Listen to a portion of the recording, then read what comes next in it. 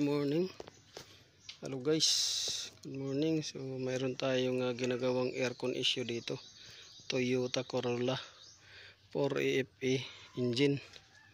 So ang problema nito ay nagbabawas ng preyon. So minsan 3 days lang, minsan 1 week lang ubos na yung preyon. So una nating nakita dito guys ay itong fittings niya. Ito. Yung fittings niya kasi hindi nila nilagyan ng tiplon.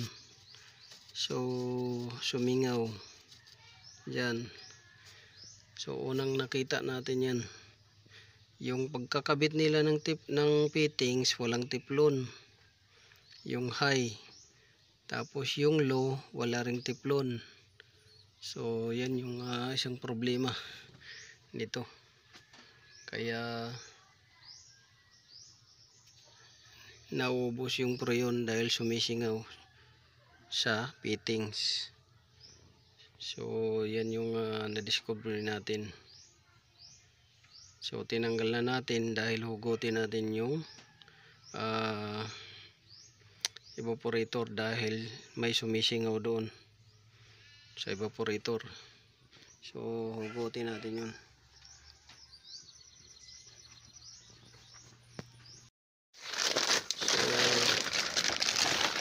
Dito.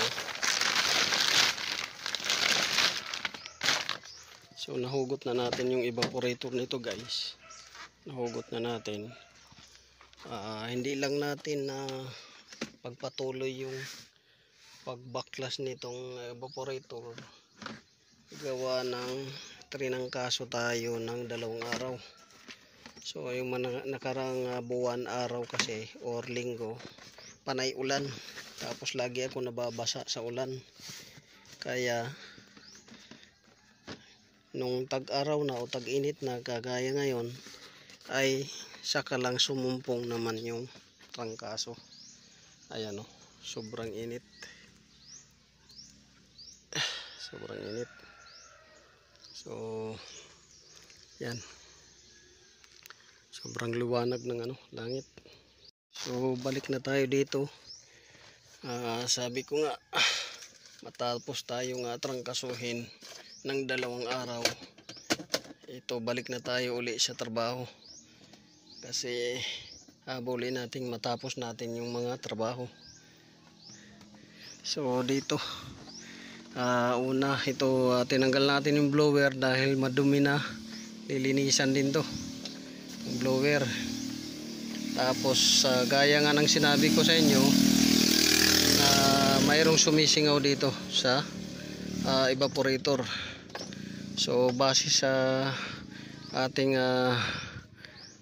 nakita dito ay madumi na yung evaporator at blower. So ating bubuksan to kung saan nanggagaling yung singaw. So ilalabas natin. Yan. So ilapag natin dito. Yan.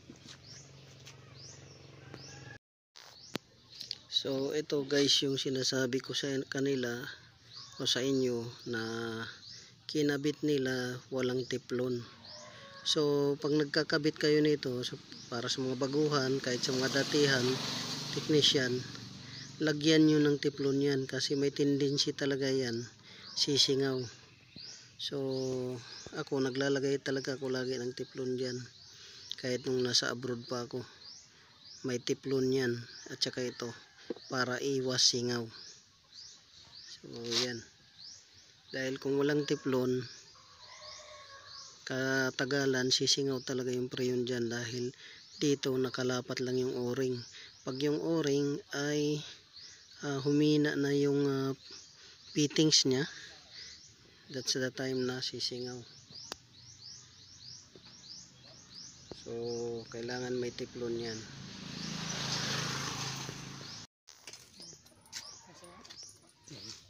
So ito guys, minsan nakaka-experience kayo guys ng mabahong buga ng evaporator. So ito yan, tingnan ninyo, may mga bacterial na dito na namamahay. Yan o, yan, sobrang dumi. So yan yung naamoy ninyo sa loob ng sasakyan, yung mga bacterial insect na yan. Yan mayroon pang ipis dun sa dulo. Yan may ipis. Yan yung dahilan kung bakit mabaho yung ano ninyo, evaporator, yung buga. Ayan may ipis pa taba ng ipis, nasunog na. Ayan, so may ipis. So yan yung nangangamoy guys, na mabaho, na sabi na parang patay ipis, patay daga, pero may ipis talaga. So yan yung dahilan. Tapos dito, bukod sa mga ipis na yan, ay itong mga singaw na to. Singaw.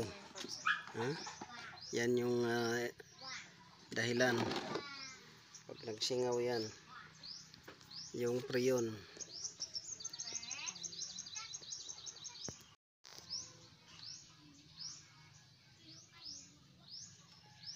Hindi pa naman ito laminated. Sabi bago. Luma.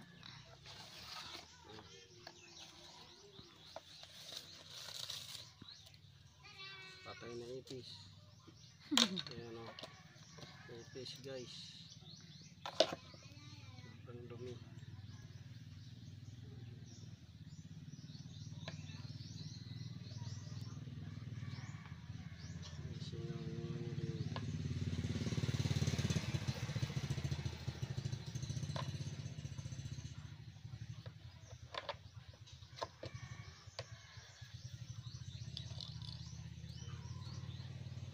Pinutol na pala ito. Luma naman to. Ay. Hila ko. Ayan Ay. Ito naman. Dapat dito. Ha? Ay waya. Diretso sa kanto. Tapos to. Dahil vulcanizing din dun. Tindahan.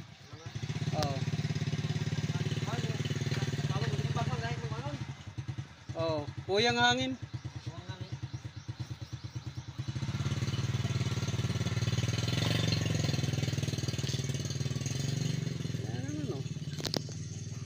Luma.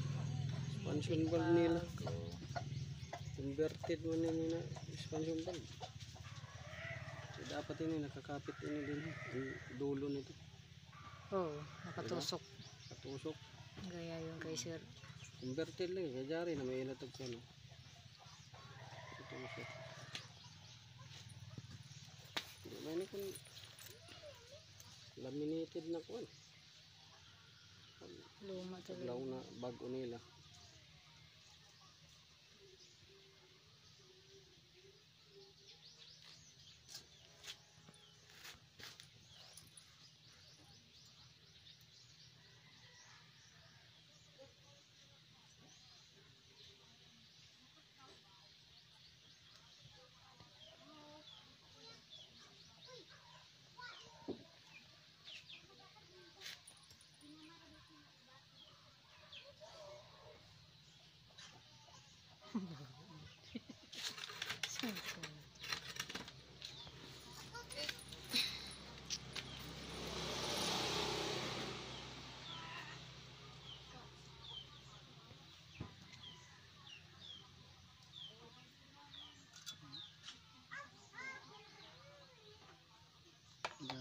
Gamay. Ayan talaga.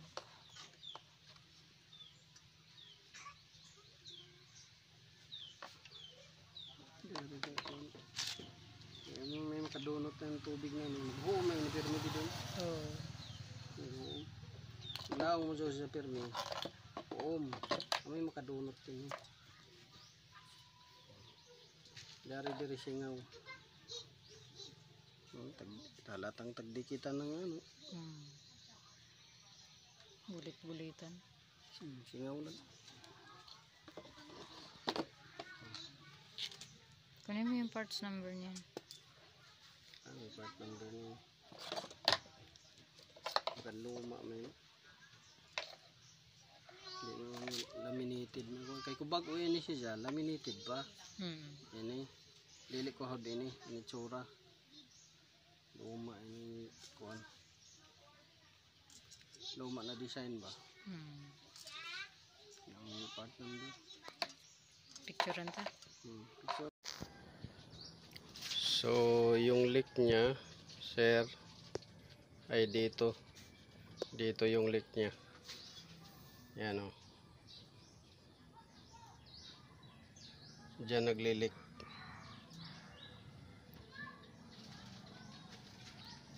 So ito, di ko alam kung bago yan.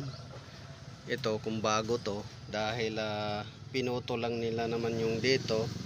Lighter type man to, lighter type. Ang bago kasi na lighter type ngayon ay wala nang ganito. So yung lighter type na expansion valve tawag dito, ang lighter type na bago na modelo, walang ganito na, walang ganito. So ito siya ay sa akin opinion ay luma to. So kumuha lang sila siguro sa stock nila ng mga luma, or else ito yung nakakabit na dati pero kumbaga inano nila muna, tawag dito, inano nila, binalik. So yan. Tapos ito, di ko alam kung bago rin to. So di ko alam kung bago to na kinabit nila.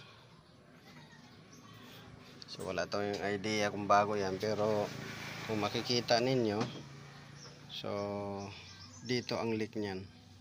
Ayan. Yan ang nagbabasa dyan. So di ko alam kung bago yan, dahil sa itsura pwedeng masabing bago, pero nilinis lang nila. Pwedeng sabihin kasi na bagong linis. Yan, bagong linis. Kasi kung bago to, para sa akin, kung bago to, dapat hindi ganito ang mga itsura niya, no? Kasi kung bago yan, hindi naman mahawakan yan eh. Pero wala tayong idea, sa akin lang sa appearance. Kasi ito, kasi pagka sinalpak to hindi mo naman hahawakan talaga dyan lagi. Halos sunod-sunod.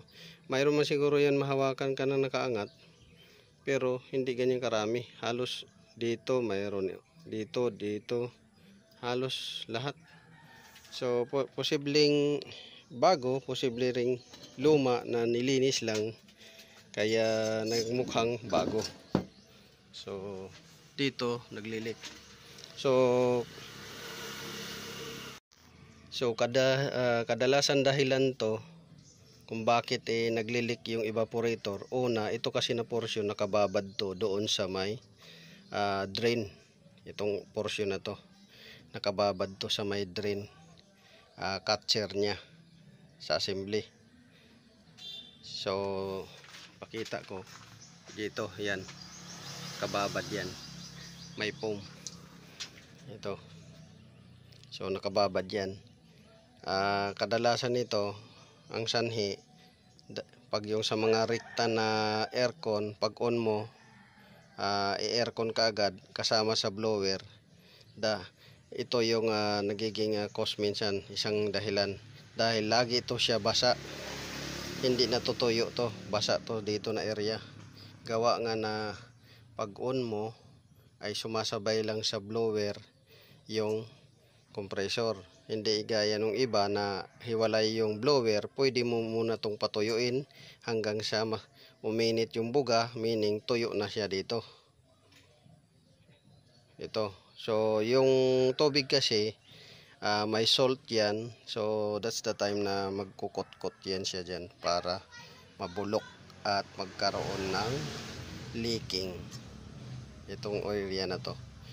Sa mga bagong modelo, blower hiwalay, aircon, compressor hiwalay.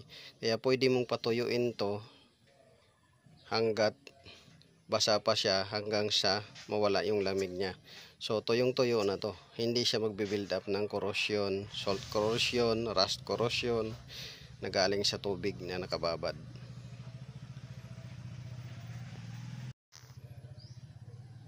So dito naman ang cause ng ano nito, leaking, minsan yung o-ring na ano niya nakalagay luma, kaya lumulusot dyan yung o-ring, yung preyon, yung leak, lumulusot dyan.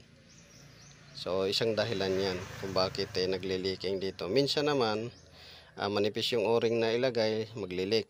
Minsan naman yung luma or yung dati niyang o-ring nilagay, napunit, so naglilik yan. Tapos minsan naman hindi nilalagyan ng grasa bago sinalpak, napunit. Or else naman is yung ito is nagbabara, naghahanap dito ng masiksikan, or ito hindi pantay yung surface, kaya lumulusot yan yung preyon. Kasi ang tunog nito ay parang sumasagit-sit, ganyan, maririnig nyo dito na area.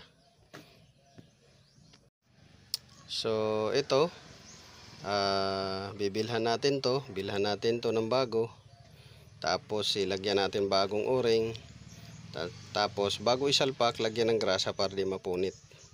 Yung grasa kasi iwas punit at saka iwas leak. Tapos dito naman ay papalitan natin ng bago, kasi okay lang to kung sa labas madaling palitan, kaso nasa dashboard pa to, so magtatanggal ka pa ng mga nakaharang.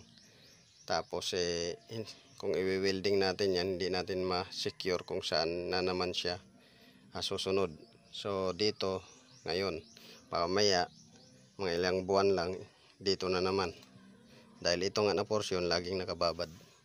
So yun lang guys, sana nakakuha ko yun ng kunting kalaman. This is Otoboy Zone.